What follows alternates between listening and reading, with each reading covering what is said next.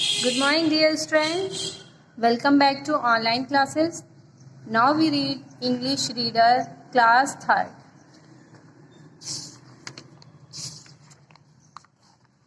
See here, my first chapter, The Crane and the Crab. Crane means होता है सारस, and means और, crab means हमारा क्या होता है केकड़ा, सारस और केकड़ा। तो आज की स्टोरी में हम रीड करेंगे, पढ़ेंगे उसके बारे में, क्रेन और क्रैब के बारे में, मतलब सारस और केकड़े के बारे में। तो now we read. Once a large number of fish live in a pond. One year there was no rainfall. It was very hot and dry. The pond was drying up. There was a clever crane. It went to the fish and said, "Dear friends, I am very sorry for you. There isn't much water in your pond. Soon there won't be any water at all and you will die. I know about another pond which has a lot of water. Come with me and I will take you to pond." The fish asked, "Is it true?" Now we read with Hindi. तो अब हम हिंदी के साथ इसे पढ़ेंगे।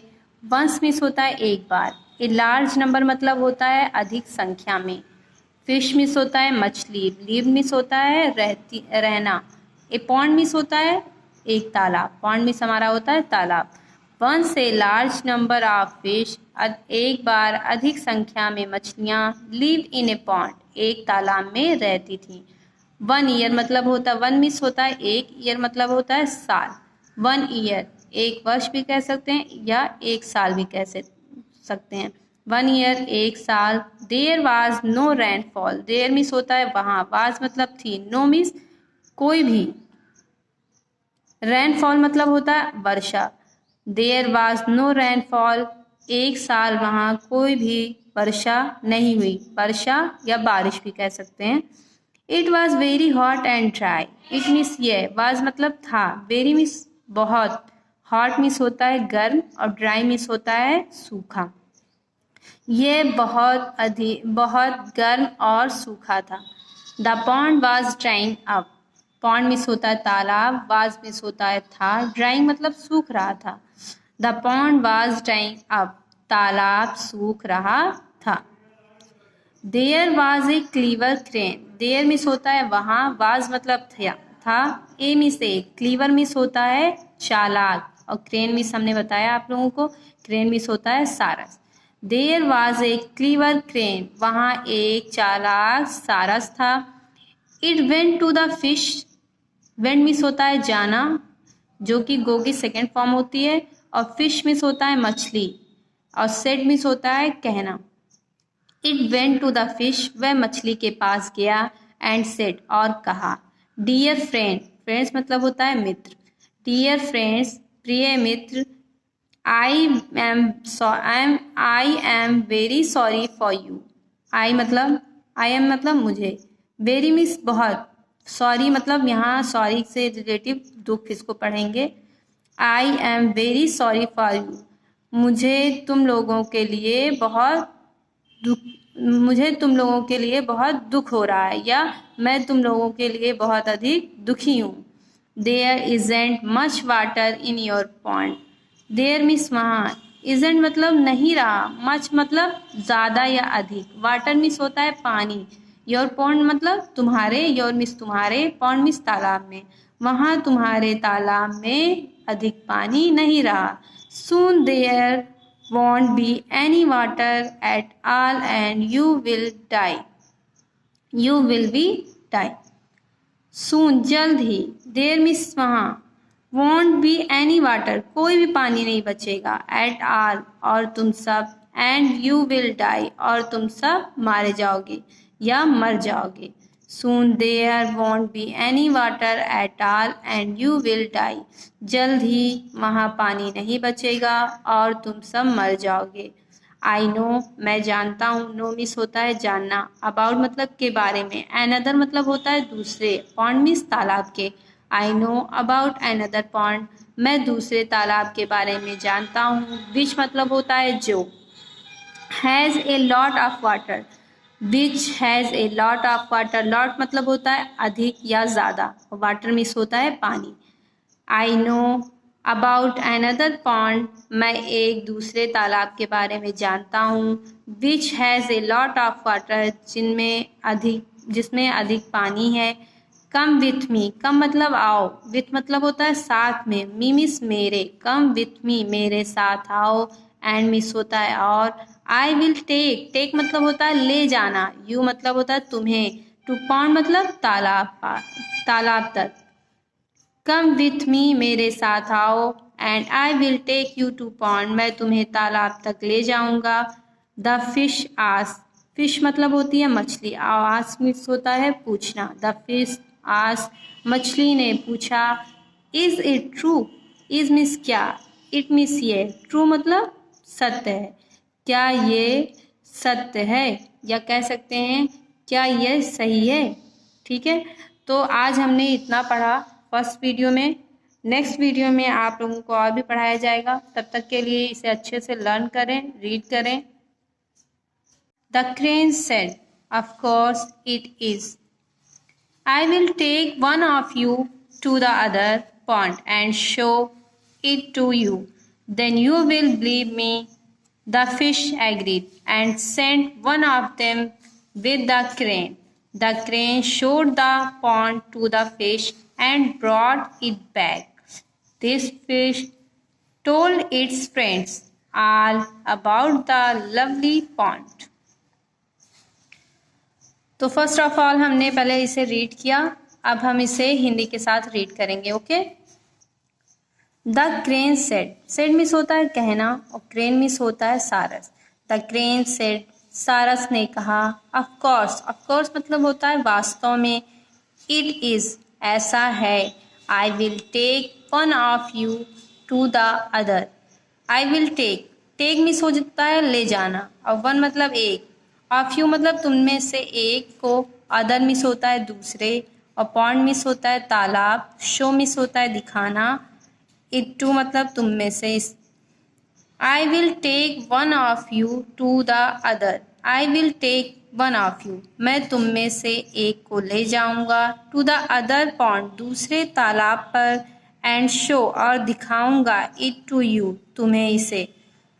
Then you will believe me, then तब, you means तुम, believe मतलब होता है विश्वास करना या यकीन करना।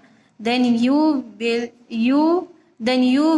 बिलीव मी, तब तुम मेरा भरोसा करोगी। The fish agreed and sent one of them with the crane. The crane showed the pond to the fish and brought it back. Fish means होता है मछली, एग्री मतलब होता है सहमत होना, सेंड मतलब होता है भेजना, देम मीन्स उनमें से, विथ मतलब होता है साथ, क्रैन मीन्स होता है केकड़े के। द फिश एग्री, मछली सहमत हो गई, एंड सेंड और भेज दिया, वन ऑफ देम उनमें से एक को, विद द क्रैन केकड़े के साथ, मछली सहमत हो गई और उनमें से एक को केकड़े के साथ भेज दिया। द क्रेन शोड मीन्स होता है दिखाना, द पॉन्ड मीन्स होता है तालाब, फिश मीन्स होता है मछली, ब्रॉड मीन्स होता है ब्रॉड इट बैक, ब्रॉड मतलब होता है ले आना। The crane showed the pond, सारस ने तालाब को दिखाया, टू द फिश मछली को, एंड ब्रॉट इट बैक और उसे वापस ले आया।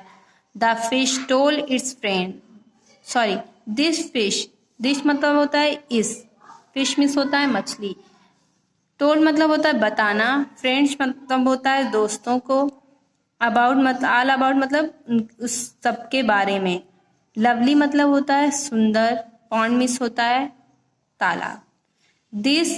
This fish told it's friends, इस मछली ने अपने दोस्तों को बताया, ऑल अबाउट सब कुछ, द लवली पॉन्ड उस सुंदर तालाब के बारे में, या उस अच्छे तालाब के बारे में इस मछली ने अपने दोस्तों को बताया। They all wanted to go there. The crane said, I will take you all there one by one. They agreed. The crane took a fish in its beak and flew away. But this time it didn't take the fish to the pond. It flew to a tree, sat on a branch, and ate it up. Now read with Hindi. They miss होता है वे, are miss होता है सब, wanted मतलब होता है चाहना, और टू गो मिस होता है जाना, देयर मिस होता है वहाँ. दे आल वांटेड टू गो देयर, वे सब वहाँ जाना चाहते थे. द क्रेन, क्रैन मिस होता है सारस, सेड मिस होता है कहना, सेड. द क्रेन सेड, सारस ने कहा. I will take, take means होता है ले जाना, यू मतलब तुम्हें, आल सभी को, देयर मिस होता है वहाँ, वन बाई वन मतलब वन बाई वन का मतलब होता है एक एक करके. I will take you all there one by one, मैं तुम सबको एक एक करके वहाँ ले जाऊंगा. दे एग्रीड, एग्री मिस होता है सहमत होना, दे एग्रीड, वह सहमत हो गए. द क्रेन टूक ए फिश, टूक मतलब होता है लेना, फिश मतलब होता है मछली. इट्स बीक, बीक मतलब होता है चोंच. ये देखिए ये वाला जो पार्ट, इसको हम क्या कहते हैं, चोंच कहते हैं, इसको इंग्लिश में कहते हैं बीक. एंड फ्लू, फ्लू मतलब होता है उड़ जाना, अवे मतलब होता है दूर. द क्रेन टूक ए फिश, सारस ने एक मछली ली, इन इट्स बीक अपने चोंच में, एंड फ्लू अवे और दूर उड़ गया. बट दिस टाइम का मतलब होता है इस बार, बट दिस टाइम लेकिन इस बार, इट डिडंट टेक, टेक मतलब ले जाना, फिश मतलब मछली को, टू द पॉन्ड मतलब तालाब पर.